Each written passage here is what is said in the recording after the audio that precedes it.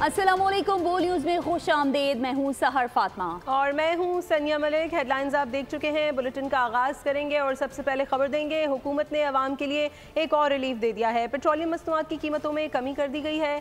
High speed diesel के निर्ख में फ़ी litre 4 रुपये कमी की गई है, जबकि पेट्रोल 1 रुपया फ़ी लीटर सस्ता हो गया है। पेट्रोल की फ़ी लीटर नई कीमत 256 रुपये 13 पैसे मुकर्रर की गई है। बिल्कुल, वजारत खजाना की नोटिफिकेशन भी जारी कर दिया है, जिसके नोटिफिकेशन के मुताबिक हाई स्पीड डीजल की फ़ी लीटर नई कीमत 263 रुपये 95 पैसे मुकर्रर की गई है। मिट्टी का तेल 3 रुपये 20 पैसे सस्ता हुआ है।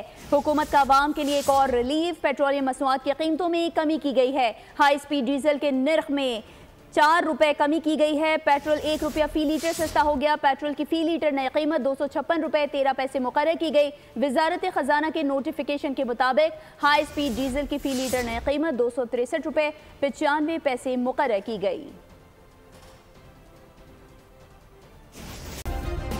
सब्सक्राइब करें और बेल दबाएं ताकि कोई खबर रह न जाए।